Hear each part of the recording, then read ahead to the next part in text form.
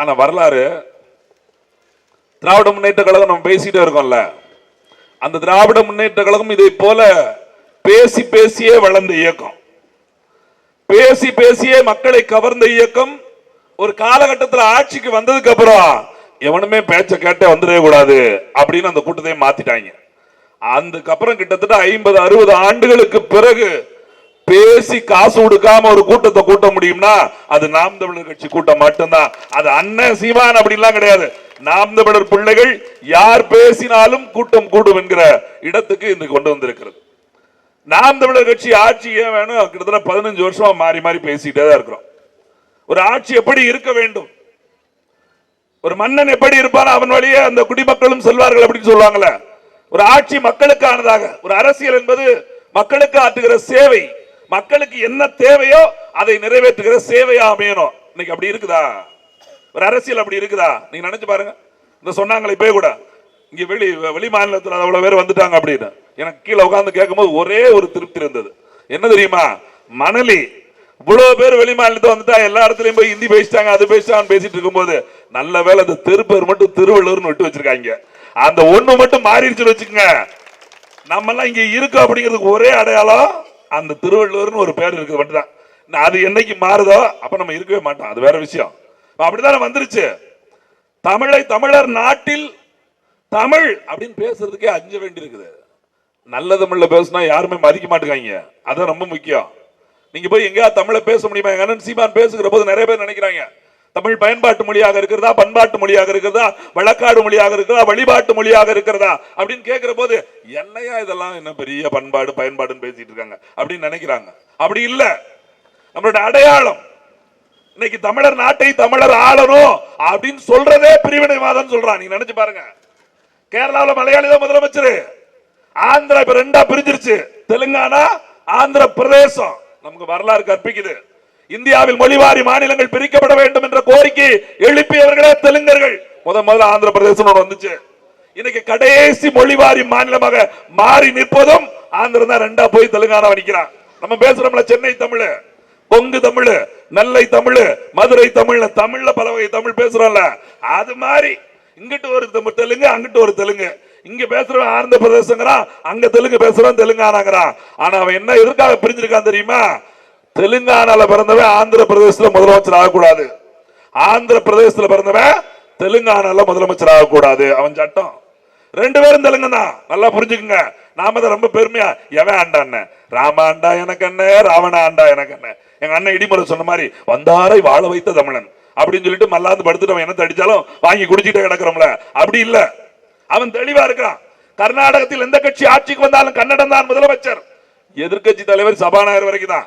இப்படி எந்த மொழி உங்கள் மனதில் தோன்றதோ இந்தியாவில் எல்லா மாநிலத்திலும் அந்த மொழி பேசுறவன் தான் முதலமைச்சரா இருக்கான். அங்க யாருமே பாடம் எடுக்கல. அங்க யாருமே அவனை பாடம் எடுக்க, நீ இந்தியாரண்டா, நீ தெலுங்காரண்டா, நீ கன்னடக்காரண்டா, நீ குஜராத்தா, நீ சீக்கியண்டா அப்படி எவனுமே பாடம் எடுக்கல. அவன் தெளிவா தான் இருக்கிறான்.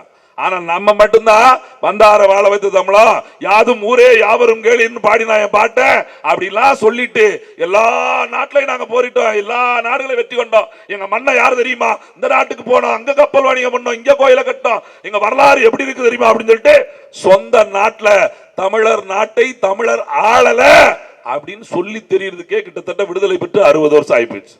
சொல்றதுக்கு 15 வருஷத்துக்கு முன்னாடி சீமான் ஒருத்தர் வந்ததா, ஆள்ற கருணாநிதி தமிழர் இல்லடா, ஆண்ட எம்ஜிஆர் தமிழர் இல்லடா, ஆண்ட ஜெயலலிதா தமிழர் இல்லடா சொன்னா நம்மால கருணாநிதி தமிழர் இல்லையா, என்னது எம்ஜிஆர் செத்துட்டாரா அப்படிங்கிற மாதிரி அப்பதான் கேட்காங்க.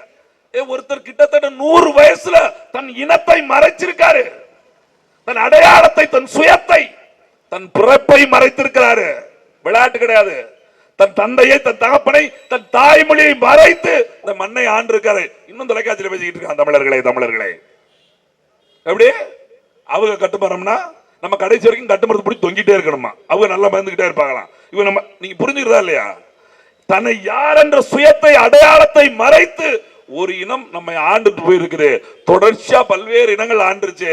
நாம் தமிழர் அப்படின்னு சொல்றது கேவலத்தை பாருங்களேன். நாம் தமிழர்னு பேர்லயே ஒரு கட்சி தொடங்கணும். எவ்வளவு அவமானம் தெரியுமா? நாம் தெலுங்கர் கட்சி இருக்குதா? நாம் மலையாளி, நாம் சீக்கியர், நாம் இந்தி, எங்கேயாவது ஒரு இடத்துல அப்படி கட்சி வெக்கப்படணும். நாம் தமிழர் கட்சி தொடங்கப்படுவதற்கே நாம் வெக்கப்படணும். நாம் யார்? அப்படின்னு சொல்ல வேண்டியிருக்குது. கேட்டா நம்மள நாங்க என்னால தெரியுமா உடனே பெருமையா, சரி சாமியை பத்தி நாங்க என்ன மதம் தெரியுமா, ரொம்ப பொதுவா சொல்லியா நான் இந்திய. எது முதப்படியில கால் வச்சிருவாங்க சாதியில, ரெண்டாவது படியில கால் வச்சிருவாங்க மதத்துல, மூணாவது அப்படின்னு சொல்ல நடுவில் இருக்க தமிழங்கிற இனத்தை விட்டுட்டு இந்தியனை பாஞ்சிருவாங்க. அது எப்படி படிப்படியா கால் வைக்கும்போது 2 படி தாண்டிச்சுனா கப்ப கிழிஞ்சிடாது? கொஞ்சம் பாதி யாருக்கும் யோசிக்கிறதே இல்ல.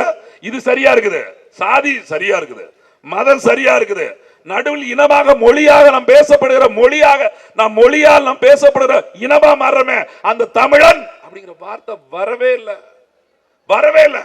அதை திருப்பி திருப்பி சொல்லி இன்றைக்கு அன்னைக்கு எல்லாருமே தமிழன் சொன்னோன்னு ஒரு உணர்வு வருது பாருங்க. எங்க அண்ணா இடிமரசி எத்தனை பாடல்களை பாடினார் பாருங்க. உண்மையிலே நானே மலைச்சு போயிட்டேன், அவரே பேச்சு முடிச்சாலும் பரவாயில்ல அப்படிங்கிற மனநிலைக்கு வந்துட்டேன். எவ்வளவு தூரம் அந்த நேரத்தில் அவ்வளவு பாடல்களை பாடி வைத்துக் கொண்டு இருக்கா. நமக்கு அதெல்லாம் கடத்தப்படவே இல்லை. நமக்கு சினிமா பாட்டு தான் தெரியும். நாடி மம்மி வீட்டில் இல்ல அப்படின்னா டங்கட டங்கட ஆடிட்டு வேற என்ன தெரிஞ்சிட்டு போகுது? அதுதான் திறந்து விட்டாங்க. 1.25 லட்சம் தமிழர்கள் படுகொலை செய்யப்பட்ட போது தொலைக்காட்சியில கலைஞர் என்ன காட்டினாரு? மானாட மயிலாட. அதுதானே போட்டு விட்டாங்க.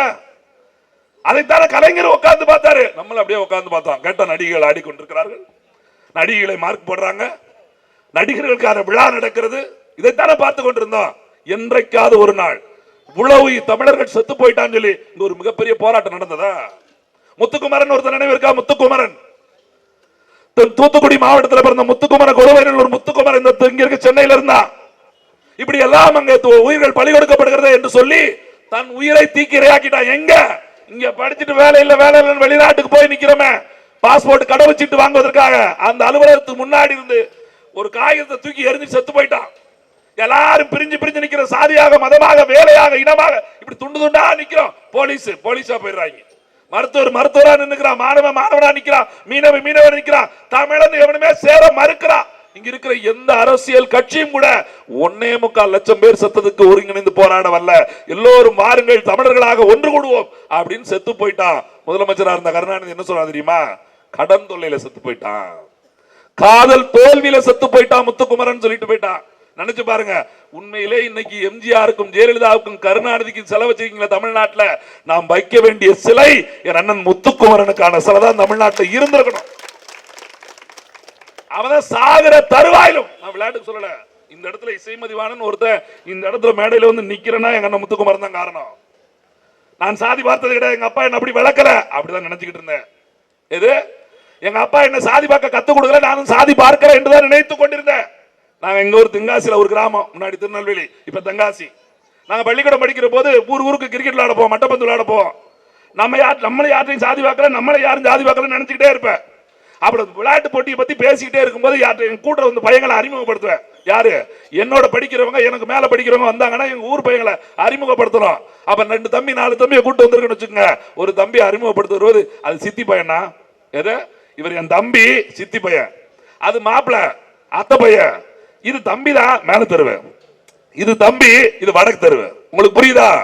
இது தம்பி சித்தி பையன் அப்படின்னா என்ன அர்த்தம்? அவன் எங்க ஆளு அப்படின்னு சொல்ல வர்றேன். ஆனா பாருங்க, சாதி இல்ல, எனக்குள் சாதி இல்ல, என்ன யாரும் சாதி பார்க்கல, நானும் யாரையும் சாதி பார்க்கல நினைச்சுக்கிட்டு இருந்தேன். நானே அப்படிதான் சொல்லுவேன், இது சித்தி பையன் இது அப்படின்னு. அந்த தம்பி தான் இது வடக்கு தெரு தெற்கு தெருன்னு ஏன் சொல்ற அப்படின்னா அவன் எங்க ஆளு கிடையாது அப்படின்னு அர்த்தம். அப்படிதான் புறையோடி கிடந்தது சாதி. அதுதான் உண்மை, இல்லைன்னு யாரும் மறுக்க முடியாது. ஆனால் முத்துக்குமரன் தீ குளிச்சு போய் மருத்துவமனையில கிடக்குறான். நான் அந்த மருத்துவமனையில் நின்று அன்னைக்கு இதே சென்னையில தான் இருந்துகிட்டு இருந்தேன். ஒரு அரசியல் தலைவர் பேர் சொல்ல விரும்பல, அவர் பத்திரிகையாளர்கிட்ட வந்து சந்திக்கிறாரு. 80% தீக்காயங்களோடு இருக்கிறார் முத்துக்குமரன். இங்க ஒரு சிக்கல் இருக்கு, எவன் ஜாக நீங்க தற்கொலை பண்ணாலும் உடனே எஃப்ஐஆர் போடணுமாங்க, உங்க மேல கேஸ் போட சொல்லிட்டு கேட்பாங்க. அதுல உங்க பேரு ஊருக்கு அடுத்து என்ன கேட்பாங்க? உங்க பேரு அப்பா பேரு ஊரு என்ன ஆளுக தான் கேட்பாங்க. அப்படி முத்துக்குமரன் அவங்க ஆய்வாளர் கேட்கிற போது எழுதி கொள்ளுங்கள் ஆய்வாளர் அவர்களே, என் ஜாதி தமிழ் சாதி என்று எழுதி கொள்ளுங்கள் அப்படின்னு சொல்லிட்டு செத்து போயிட்டான். எத்தனை பேருக்கு தெரிஞ்சது? இன்றைக்கு முத்துக்குமரன் யாருன்னு தெரியுதா? அப்துல் ரவுப்னு ஒருத்தன், அவன் முத்துக்குமரனுக்கு மூத்தவன். 1987 காமன்வெல்த் போட்டியில இந்தியாவில் இலங்கை வெளியே விளையாட வர்றா அப்படிங்கிறதுக்காக இலங்கையில் அப்பவே நடந்த படுகொலைகளை கண்டித்து, யூலை படுகொலை சொல்லுவாங்க, 1983 நடந்தது. அந்த கருப்பு யூலை படுகொலையை கண்டித்து அந்த இலங்கை நாட்டுக்கு வீரன் இங்க வரக்கூடாது அப்படின்னு சொல்லி செத்து போயிட்டான் அப்துல் ரவுப். திருச்சி பக்கம் அரியலூர் மாவட்டத்தை சார்ந்தவன் நினைக்கிறேன், தெரியுமா யாருக்காவது? இன்னைக்கு பேசிட்டு இருக்காங்க இஸ்லாமியர்கள் சிறுபான்மைகள். அப்துல் ரவுப்னு ஒருத்தன் சாகும்போது அவன் சிறுபான்மை செத்து போனா, தமிழர் என்கிற தேசிய இனத்தின் பெரும்பான்மை பிள்ளையாக அவன் தன் உயிரை கொடுத்து செத்து போயிட்டான். இன்னைக்கு செலவு வச்சிருந்தா அப்துல் ரவுஃபுக்கு வச்சிருக்கணும். இப்படி இந்த மண்ணுக்காகவும் மக்களுக்காகவும் செத்த தலைவர்கள் பேர் தெரியல, நமக்கு பேர் வைக்கிறாங்க. நம்மால பிள்ளைக்கு பேர் வைக்கிறேன். இப்ப கருணாநிதி வச்சிருக்காங்க, களவாணி பேரு இப்ப பேர் வச்சிருக்காங்க. நீ யோசிச்சு பாருங்க, யாரோட பேர்களை வைக்கிறீங்க? முதல்ல எப்படிங்க பேர் வச்சோம்? தலைமுறை தலைமுறை நம்ம பாட்டி பேரையும் தாத்தா பேரையும் வச்சங்க.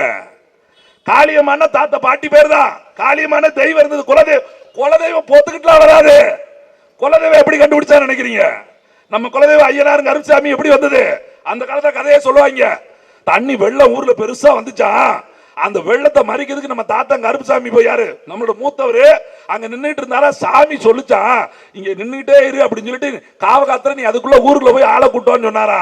வந்த தாத்தா ஊர்லயே உட்காந்துட்டானா, அந்த சாமி அப்படியே நின்றுச்சான். அதனால அது கருப்புசாமி ஆயிடுச்சான்னு சொல்றாங்க. நம் இனத்தை காக்க வந்த கடவுள் முன்னாடி இருந்தவங்க. அதனால நடுகள் மரபை சார்ந்தவர்கள். அவங்க பேரை திருப்பி திருப்பி வச்சுக்கிட்டு இருந்தோம். இப்பெல்லாம் கொஞ்சம் கூச்சமா இருக்கு. வள்ளியம்மான் பேர் வச்சா நம்ம பிள்ளைக்கு நல்லாவா இருக்கும்? அப்படி யோசிக்கிறாங்க.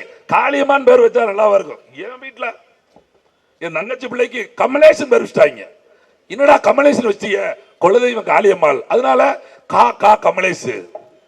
இதுக்கு காளியப்பன் வச்சிட வேண்டியதானே? மாடனா இல்ல. அப்ப நான் சொன்ன கக்கூசன் வச்சிருங்க. அதுவும் கால வருது, இதுவும் கால வருது. என் மருமக நான் அழகா இயல்பான பேர் எடுத்துட்டு போனேன். எப்படினாலும் பெத்தவன் தான் பேர் வைக்க வேண்டியிருக்கு. நம்ம மத்தவன் ஆகி போயிடுறோம். இப்ப கேக்குறான், மாமா நீங்க வச்ச பேரே வச்சிருக்கலாமோ? இப்ப யோசிச்சு பாருங்களேன். ஒவ்வொரு இடத்த சொந்த பெயரை தன் அடையாளமாக வைக்க முடியல. பேரோட அடையாளமே இல்லாம போனா நீங்கள் என்ன இனம்னே கண்டுபிடிக்க முடியாது. பேரை இனத்திற்கான அடையாளம் அதையே தொலைச்சிட்டு போயிட்டோம். அதனாலதான் இத்தனை வருஷமா யாரு இப்பயும் பாருங்க, கொஞ்ச நாள் கழிச்சு பாருங்களேன், நம்மளே பக்கத்தால சந்தேகம் பண்ணோம், தமிழன் தான் இருப்பானா இல்லையா? இப்ப யோசிக்கிறேன், இவன் கொஞ்சம் கலரா இருக்கானே, கொஞ்சம் ஒரு மாதிரி பாக்குறானே. இப்ப இதுல வேற பிளிச்சிங் ஒண்ணு கண்டுபிடிச்சிட்டாங்க. அவன் அடிச்சுக்கிட்டான். பாண்டராக அவன் தான் போட்டான், இப்ப நம்மாலும் போடுறான். இப்ப எவன் வடக்க எவன் நம்மாலும் கண்டுபிடிக்க முடியல, எவனையுமே கண்டுபிடிக்க முடியல. அப்ப இனமாக மொழியாக நாம் இணைந்து விடக் கூடாது என்பதற்காகவே இங்க பல்வேறு அரசியல்கள் நடக்கிறது. நீங்க அப்புறம் அரசியல் என்னங்கிறது அப்புறம் பார்க்கலாம்.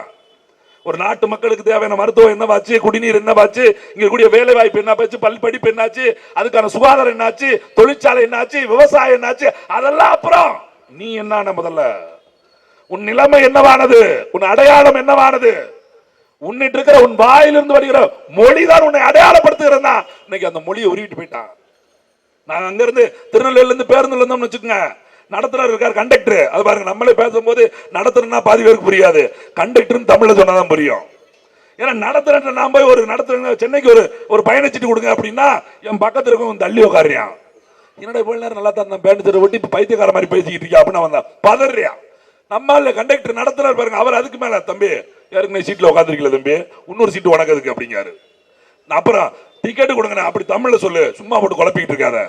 இது டிக்கெட்டுங்கிறது தமிழாய் போச்சு. அதே எங்க அண்ணா இடிமலை சொன்னார்ல, அம்மான்னு கூப்பிடாத மம்மின்னு. அம்மா தமிழ் கிடையாதுங்க, மம்மி தான் தமிழுங்க. இங்கிலீஷ்ல கூப்பிடக்கூடாதுன்னு அவங்க மாத்திட்டாங்க, அப்படியே ஆக்கிட்டாங்க. இப்ப இங்கிலீஷ் கிடையாது, தமிழும் கிடையாது. மருத்துவமனைனா தமிழ், சரி கூப்பிட்டு தொலை. இல்லைங்க எனக்கு வரலைங்க, நான் சென்னை டவுன்ல வாழ்றேன். அப்ப ஹாஸ்பிட்டல் சொல்லு, ஆஸ்பத்திரின்னு தான் சொல்லுவேன். டே ஒன்னு தமிழ்ல சொல்லு, இல்ல மருத்துவமனை தமிழ்ல சொல்லு, ஆங்கிலத்துல நீ வந்து ஹாஸ்பிட்டல் சொல்லு, அதனால ஆஸ்பத்திரி. இப்படி மொழி எங்க கண்டுபிடிச்சான்னு தெரியல. இப்ப அதான் அண்ணன் சொல்ல, தமிழத்துல பேசுறோம், தங்கிலீஷ்ல பேசுறோன்னு. நாம் என்னவாக போய் கொண்டிருக்கிறோம் என்பதற்கான அடையாளம். அதனாலதான் 15 வருஷமா நடு ரோட்ல நின்று எங்க அண்ணன் சீமான் மறுபடியும் நம் தமிழர் தமிழர் தமிழர் ஒற்றுமை தமிழர் ஒற்றுமை தமிழர் ஒற்றுமை மறுபடியும் சொல்ல காரணமே, இன்னைக்கு அப்படி கத்தி கத்தி சொல்ல போய் தான் ஒரு கட்சி தனிச்சு நின்று இந்த நாட்டில் 38 லட்சம் வாக்குகளை வாங்க முடிஞ்சிருக்குன்னா அது எங்க அண்ணன் சீமான் அவருடைய உழைப்பு தான். இன்னைக்கு அவரை போல 1000 பேர் பேசிட்டு இருக்க பாருங்க. 15 வருஷத்துக்கு வரதுக்கு முன்னாடி ஆளே கிடையாது. சும்மா ஒரு மேடையை போட்டு அண்ணன் பேசினா, இங்க இருக்க எங்க ஐயா ஏழுமலை மாதிரி, எங்க அண்ணன் கோவில் மாதிரி 4 பேர் அவங்க கூட இருப்பாங்க. எங்களை மாதிரி 4 பேர் தூரமா இருந்து பார்த்துட்டு இருப்போம். இன்னைக்கு லட்சம் இளைஞர்கள் அண்ணன் சீமானை போல முழங்க. எனக்கே ஆச்சரியமா இருக்கு. நேத்து மன்னார்குடியில பேசுறதுக்கு ஒரு தம்பி ஏறி பேசுறான், 10 நிமிஷம் இப்படித்தான் லேட்டாவதுரியா இறக்கிட்டோம். உண்மையில அவன் பேசுறது கேட்கும்போது ஆச்சரியமா, 19 வயசு காவிரி நீரை பற்றி பேசுகிற அண்ணன் கேட்டா டிஎம்சி என்னன்னு அவன் பேசுறான். 2250 டிஎம்சி நீரை கடலில் வீணாக கடக்கிறதே, அந்த டிஎம்சி நீரை நான் பயன்படுத்தி காட்டினால் இந்த நாடு எப்படி இருக்கும் தெரியுமா அப்படின்னு அவன் பேசிட்டு போறான் 19 வயசுல. இன்னைக்கு மக்கள் 19 வயசுல என்னவா இருக்காங்க, எப்படி இருக்காங்க? அதுல இருந்து ஒருவனை இனமாக மாற்றி நிப்பாட்டி இருக்காங்கன்னா அது நாம் தமிழரோட சாதனை தான். அரசியல் கற்றுக் கொடுக்கிறோம். ஒரு நாடு எப்படி இருக்க வேண்டும், ஒரு நாட்டு மக்கள் எப்படி இருக்க வேண்டும், நீங்க நினைச்சு பாருங்க. கல்வி என்பது எல்லாருக்கும் பொதுவானதுங்க. ஒரு அரசுல கல்வி என்பது எல்லாருக்கும் பொதுவானது. எல்லாருக்கும் காசு இருக்கு, காசு இல்ல, நீங்க அரசு வேலை தனியார் வேலை படிச்சீங்க படிக்க அல்ல, அவன் வீட்டு பிள்ளை கல்வி கொடுக்கிறோம். இப்ப அப்படி இருக்குதா? காசே இல்ல அரசு பள்ளிக்கூடம், கொஞ்சம் காசு இருக்கு 5000 ரூபாய் கட்ட முடியும் இங்க இருக்கக்கூடிய ஆங்கில வழி கல்வி. இன்னும் கொஞ்சம் 10 ரூபாய் கட்டலாம் மெட்ரிகுலேஷன் ஸ்கூலு, இல்ல 20-30 ரூபாய் கட்ட முடியும். அதுக்கு மேல அடுத்து என்ன இருக்கு, சிபிஎஸ்இ போட்டுறான், அதுக்கு மேல கட்டலாம் 50,000. நவ நிர்ணயா ரகரகமா வச்சிருக்கான். கடையில் போய் செருப்பு அங்க போய் போடுவாங்க, 20 ரூபாய் செருப்புனா தனியா இருக்கு, பாத்ரூம் செருப்பு 100 ரூபாய் செருப்புனா இப்படி வா, அதுக்கு மேல கம்பெனி செருப்புனா 500 ரூபாய்க்கு மேல போ, ரொம்ப படத்தை விளம்பரத்துல வர செருப்புனா 1500 ரூபாய்க்கு மேல போ, அப்படி மேல எல்லாமே கலந்த காலில் போட்டு கக்கூசுக்கு போறதா, எல்லாமே கலந்த காலில் போட்டு சாணியில மிதிக்கிறதா. 20 ரூபாயில ஆரம்பிச்சு 2500 ஓவா வரைக்கும் இருக்குது.